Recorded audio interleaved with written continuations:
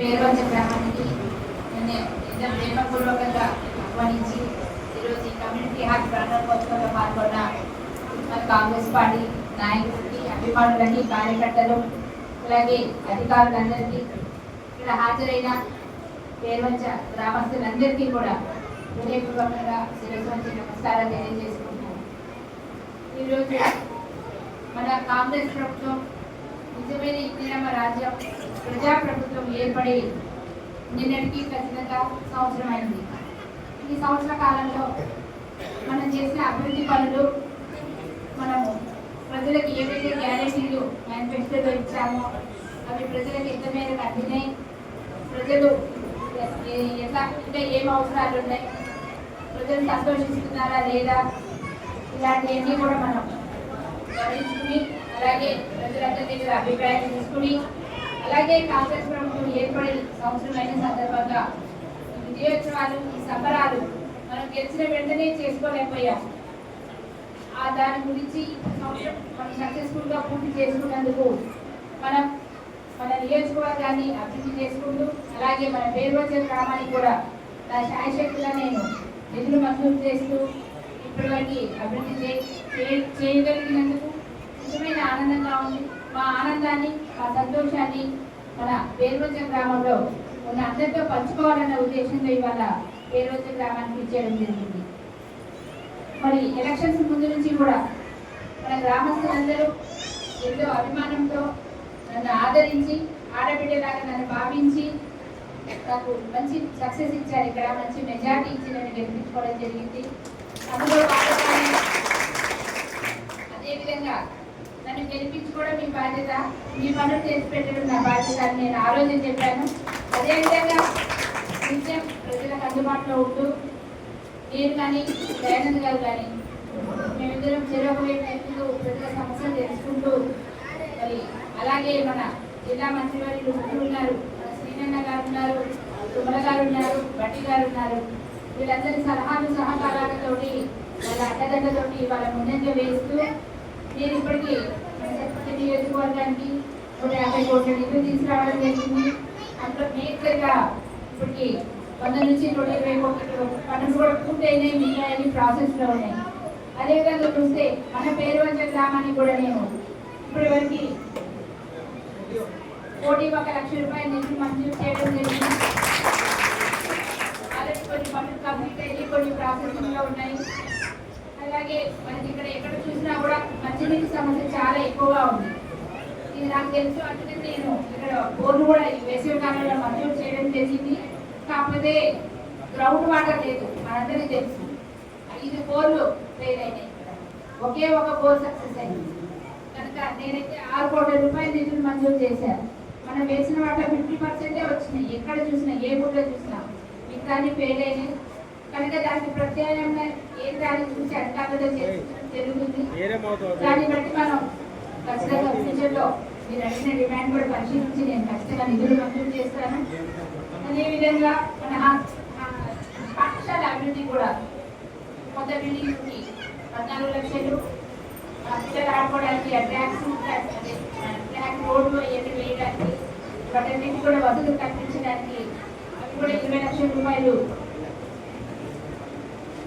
మంజూరు చేయడం జరిగింది. మరి ముఖ్యంగా చూస్తే మనకి బీటీ రోడ్ ఒకటి 7 కోట్ల రూపాయల నిధులు దానికి యాక్షన్లో ఉంది. మన రోడ్డు భవనాల శాఖ మినిస్టర్ గారి దగ్గర బయట ఉంది, అది కూడా ప్రాసెస్లో ఉంది. త్వరలో అది కూడా మంజూరు అవుతుంది. ఏ ఊరికి లేనట్టుగా నేను ఇప్పటికే 8 కోట్ల రూపాయలు మన పేరువంచ ఇచ్చినట్టే, కానీ ఇంకా చేయాల్సినవి ఉన్నాయి, చాలా ఉన్నాయి. అవి కూడా నా పదవి కాలం అయిపోయినప్పటికీ పూర్తి చేస్తానని నేను మనవి చేసుకుంటూ, ఇదంతా కూడా ఎందుకు సాధ్యమైందంటే మీరు ఇచ్చిన మాకు సపోర్టు, ఆదరణ వల్లనే ఇవాళ నేను ఎమ్మెల్యే అయినందుకు చేయగలుగుతున్నాను. అదేవిధంగా మీరు ఎంపీ ఎలక్షన్లలో కూడా సపోర్ట్ చేశారు, మంచి మెజార్టీ ఇచ్చారు ఎంపీ గారికి కూడా. ఆయన నిధులు కూడా మనకు మంజూరు చేస్తానన్నారు. ఖచ్చితంగా పేరువంచకు నేను ఇంకా నిధులు త్వరలోనే ఇస్తాను. మరి ఏప్రిల్లో వస్తాయి. ఇంకా రోడ్లు అడిగారు, ఆ రోడ్లు కానీ అవి కూడా ఏప్రిల్లో చేయడం జరుగుతుంది. ఇవే కాకుండా మన కాంగ్రెస్ విషయానికి వస్తే ఇప్పటికే 5 గ్యారెంటీలు అమలైనాయి. ఆడవాళ్ళకి ఉచిత బస్సు ప్రయాణం, 200 యూనిట్ల వరకు కరెంట్ ఫ్రీ. గ్యాస్ సిలిండర్ కొంచెం ప్రాబ్లం ఉంది, 500కే వస్తుంది. దాదాపు 90% వాళ్ళకి వచ్చింది. ఒక 10% చిన్న చిన్న లోపాల వల్ల ఆగింది. అది కూడా త్వరలోనే కరెక్ట్ అవుతుంది. ఖచ్చితంగా గ్యాస్ కూడా అందరికీ సబ్సిడీనే వస్తుంది. ఇవే కాకుండా పెన్షన్స్ ఇంకా పెరగలేదు, మరి కొత్త పెన్షన్స్ రాలేదని చాలా మంది ప్రశ్నిస్తున్నారు. దాని గురించే మనం పోయిన నెలలో సర్వేలు చేయడం జరిగింది. ఇంటింటికి సమగ్ర సర్వే చేశారు, గుర్తుంది అందరికీ. అధికారులు వచ్చి చేశారు కదా ఆ సర్వేలు. కొత్త పెన్షన్స్ ఇవ్వడానికి, కొత్త రేషన్ కార్డులు ఇవ్వడానికి, అలాగే వితంతు పెన్షన్స్ ఇలాంటివన్నీ ఇవ్వడానికి, ఇంకా రేపటి నుంచి మనకి ఇళ్ల గురించి కూడా సర్వేలు మొదలవుతున్నాయి. ఇందిరమ్మ ఇళ్ల గురించి, ఇందిరమ్మ కమిటీల ద్వారా ఎవరికైతే నిజమైన అవసరం ఉంది, ఎవరైతే పేదవాళ్ళు ఉన్నారు అనేది గతంలోలా కాదు. ఇప్పుడు ఖచ్చితంగా పేదవాళ్ళకు ఇల్లు లేని వాళ్ళకి ఎటువంటి పక్షపాతతో లేకుండా ఇల్లు మంజూరు చేయడం జరుగుతుంది. అలాగే మన శ్రీనన్న మన పక్కనే ఉన్నారు కనుక అవసరమైతే మనంతా కూడా ఆయన రిక్వెస్ట్ చేసి ఇంకా కొంచెం ఎక్కువ ఇల్లు తీసుకురావడానికి మన విలేజ్లో ఇవ్వడానికి కూడా నేను ప్రయత్నం చేస్తాను. ఇవే కాకుండా రైతులందరూ కూడా ఇవాళ చాలా ఆనందంలో ఉన్నారు. ఎందుకంటే దాదాపు 98% 2 లక్షల లోపు రుణమాఫీ జరిగింది. అదే మన విలేజ్లో కొంచెం చిన్న ప్రాబ్లం ఉందని చెప్పారు. అది కూడా నేను మాట్లాడి కలెక్టర్ గారితో మాట్లాడి సమస్యను పరిష్కారం చేస్తాను. బోనస్ 500, అలాగే మద్దతు ధర 2320. ఈ లెక్కన ఒక క్వింటాకి మనకు వచ్చేది ఎంత? 2820 రూపాయలు వస్తుంది వరికి. ఈ లెక్కన చూస్తే ఒక్కొక్క ఎకరాకి కూడా మనకి 10 నుంచి 20,000 రూపాయలు, ఇంకా ఎక్కువ పంట పండింది కనుక 30,000 వరకు కూడా లాభం పొందిన రైతులు ఉన్నారు. నేను చాలా మంది రైతులతో మాట్లాడడం జరిగింది. బోనస్ విషయంలో మాత్రం వాళ్ళు చాలా ఆనందంగా ఉన్నారు.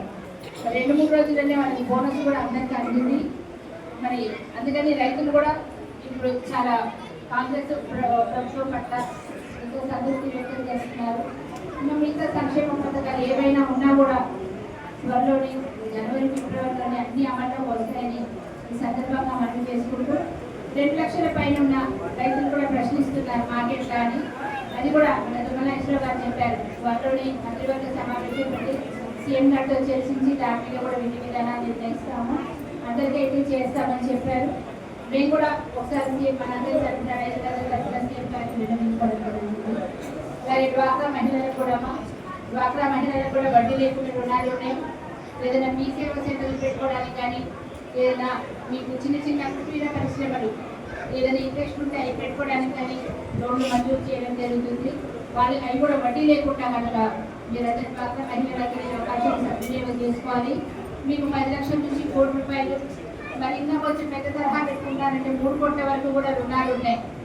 మీరు ఎవరైనా ఇంట్రెస్ట్ ఉంటే వచ్చి అధికారులతో కనుక మాట్లాడితే మీకు ట్రైనింగ్ కూడా ఇచ్చి మార్కెటింగ్ ఎట్లా చేసుకోవాలి, ఎట్లా ప్యాకింగ్ చేసుకోవాలి అనేది కూడా వాళ్ళే నేర్పించి మీకు లోన్ ఇస్తారు.